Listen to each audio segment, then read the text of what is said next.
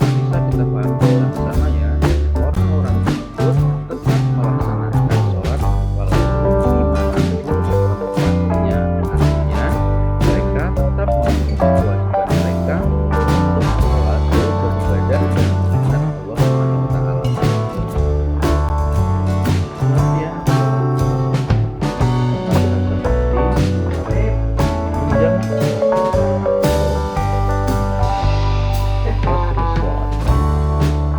atau memendekkan atau meringkas rakaat sholat yang berjumlah 4 menjadi 2 rakaat.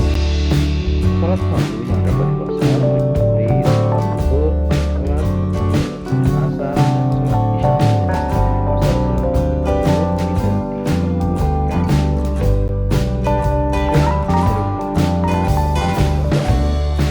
Tidak semua berdian atau perjalanan mengakibatkan hukum boleh mengkosor sholat. Diperbolehkan mengkosor sholat jika memenuhi syarat-syarat sebagai berikut. Misalnya, 1. Tujuan berpergian keperluan yang wajib dilakukan dan diperbolehkan atau umrah. 2. Jarak tempuh bepergian adalah 48 mil. Maksudnya atau ukuran yang berlaku pada masing-masing wilayah. Jika dihitung waktu, jarak tempuh diperkirakan dari Semarang atau 24 jam. Ada beberapa pesawat tempuh dalam hitungan modern saat ini. Di antaranya ada yang bilang 80,1 km/h, 80 kilo, 88, 96, dan nomor 2 jam. Tapi menurut pendapat ulama adalah 119,9 atau 120 km. Kemudian menggunakan alat transportasi paling terbesar itu yaitu Jakarta Keledai. Yang selanjutnya, tentunya boleh mengkosor ketika telah keluar dari wilayah administratifnya, misalnya di luar kabupaten atau di luar provinsi. 4. Sholat yang dikosor bukan sholat yang berkedudukan atau qadha, tapi harus sholat pada waktunya. Selanjutnya, berniat mengkosor sholat bersamaan dengan takbiratul ihram. Niat harus tetap terjaga hingga selesainya sholat. Ketika di tengah ragu apakah qadha atau sholat sempurna, maka wajib menyempurnakan sholatnya dengan tidak perlu membandingkan lebih.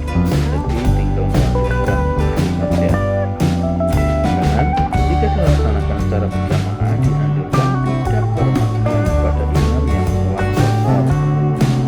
7. Menggunakan sholatnya sendiri. Yang ke-7. Mengetahui syarat-syarat kosor sholat, bukan hanya sekedar saja. 8. Meyakini maksud sampai tujuan. Bila ragu atau yakin tempat tujuan, maka dan yang belum berulama maksudnya tetap harus dilakukan tempatnya. Dan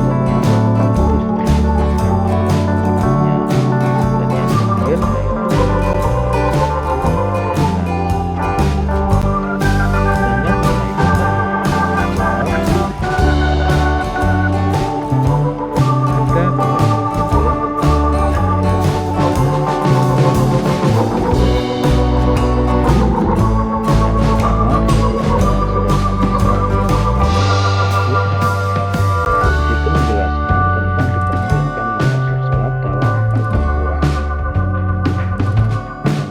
terakhir, menjelaskan tentang sebab perbolehan melaksanakan sholat qasar bukan karena unsur tidak aman. Dan hadis yang berikutnya menjelaskan tentang Nabi mempraktikkan sholat qasar. AR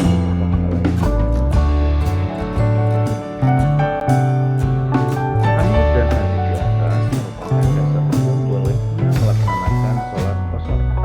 Hukum boleh karena ada sebab yang melatar belakanginya. Ketika tidak dalam pertempuran, sebab diperbolehkannya adalah potensi munculnya serangan tiba-tiba dari pihak musuh, sehingga menyebabkan rasa was-was atau khawatir dan ketakutan. Nah, dalam kondisi aman dan damai, sholat qasar masih diperbolehkan sebagai bentuk anugerah atau pemberian keringanan Allah kepada hambanya. Keringanan dapat dipergunakan selama syarat-syarat qasar yang telah kita pelajari sebelumnya itu terpenuhi semuanya atau syarat-syaratnya. Yang berikutnya adalah sholat jamak qasar. Pengertian jamak qasar adalah sholat yang menggabungkan jamak dan qasar dalam satu pelaksanaan sholat. Contohnya, pelaksanaan sholat zuhur dan asar yang masing-masing dilaksanakan dengan 2 rakaat, tetapi juga dilaksanakan pada satu waktu. Boleh di waktu sholat zuhur atau sholat asarnya. Untuk pemaduan kriteria diperbolehkannya sholat jamak qasar sebagai berikut. Sholat itu memiliki atau terdiri dari 4 rakaat. Jika qasar sholat, maka iya, tapi kalau jamak itu tidak 2. Sedangkan dalam bepergian dengan jarak yang telah disampaikan mengenai syaratnya itu 120 km sama. Keduanya antara jamak dan qasar memiliki syarat yang sama, minimal perjalanan 120 km. Dan yang ketiga, berada dalam kondisi hujan deras dengan cuaca yang dingin dan ekstrim. Kalau qasar iya, tetapi kalau jamak tidak. Nah, boleh melaksanakan sholat dengan jamak qasar bagi orang yang bepergian dengan jarak kurang lebih 120 km.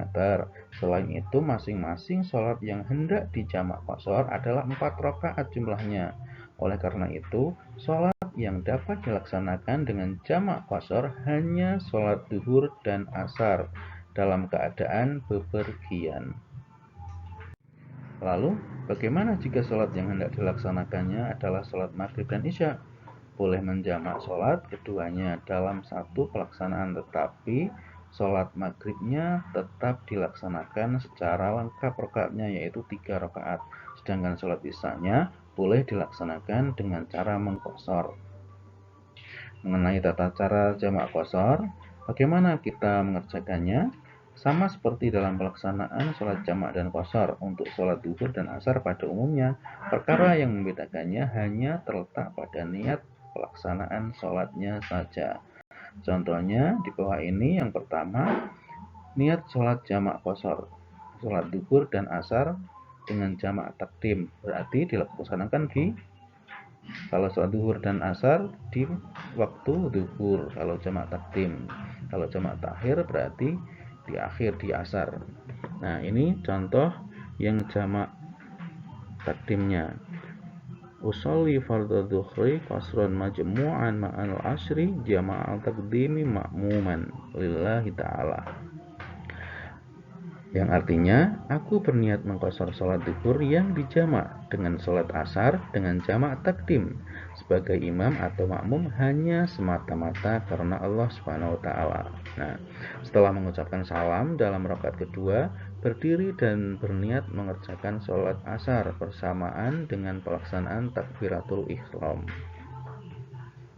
Jadi berurutan. Sholat zuhurnya dulu 2 rakaat dan asarnya 2 rakaat. Niat sholat jamak qasar, sholat zuhur dan asar dengan jamak takhir, berarti yang ini adalah dilaksanakan di waktu sholat asar. Niatnya, bacaannya usolli fardhu dhuhri qasran majmu'an ma'al asri jama'an takhiri ma'muman atau imama lillahi ta'ala. Yang artinya, aku berniat mengqasar sholat zuhur yang dijamak dengan sholat asar dengan jamak takhir sebagai imam atau makmum hanya semata-mata karena Allah Subhanahu wa taala. Nah, setelah mengucapkan salam dalam rakaat kedua, berdiri lagi dan berniat mengerjakan sholat asar bersamaan dengan pelaksanaan takbiratul ihram. Yang ketiga, niat jamak qasar sholat maghrib dan isya dengan jamak takdim, berarti ini kan dilaksanakan di waktu maghrib. Niatnya, usolli fardhul maghribi thalatha rakaati majmu'an ma'al isya'i jama'at takdimi ma'muma lillahi ta'ala.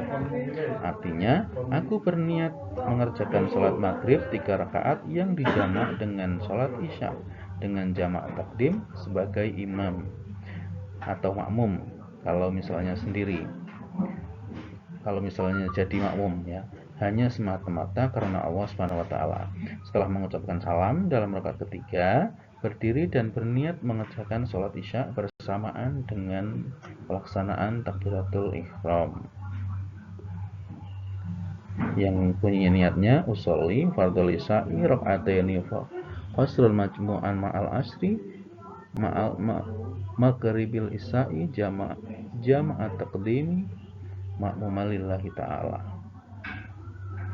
Yang artinya, aku berniat mengerjakan sholat isya dan 2 rakaat dengan qasar yang dijamak dengan sholat maghrib dengan jamak takdim sebagai imam atau makmum hanya semata-mata karena Allah Subhanahu wa taala. Niat sholat jamak qasar, sholat maghrib dan isya dengan jamak takhir. Niatnya usolli fardal maghribi salasa raka'atin majmu'an ma'al isya'i qasran jama'at takhiri ma'muman lillahi ta'ala. Yang artinya, aku berniat mengerjakan sholat maghrib 3 rakaat yang dijamak dengan sholat isya secara qasar dengan jamak takhir sebagai imam atau makmum hanya semata-mata karena Allah. Setelah mengucapkan salam dalam rakaat ketiga, berdiri lagi dan berniat mengerjakan sholat isya bersamaan dengan pelaksanaan takbiratul ihram dengan niat sebagai berikut: usolli fardhul isya'i qasran majmu'an ma'al maghribi jam'at takhiri ma'muman lillahi ta'ala. Kalau misalnya kita makmuman, yang artinya aku berniat mengerjakan sholat isya secara qasar yang dijamak dengan sholat maghrib dengan jamak takhir sebagai imam atau makmum hanya semata-mata karena Allah. Harus diingat ya, kalau misalnya kita menjadi imam maka imam lillahi ta'ala. Kalau kita menjadi makmum lillahi ta'ala. Demikian untuk materi singkatnya. Kalau misalnya ada pertanyaan, kalian bisa komentar pada bawah, pada kolom komentar di bawah ya di YouTube ini. Untuk tugas kalian di rumah, tolong tuliskan kembali niat sholat jamak takdim, jamak takhir, jamak qasar di atas ke dalam buku tugas kalian. Sekian dari saya. Kita akhiri dengan bacaan hamdalah bersama-sama. Alhamdulillahirabbil alamin. Wassalamualaikum warahmatullahi wabarakatuh.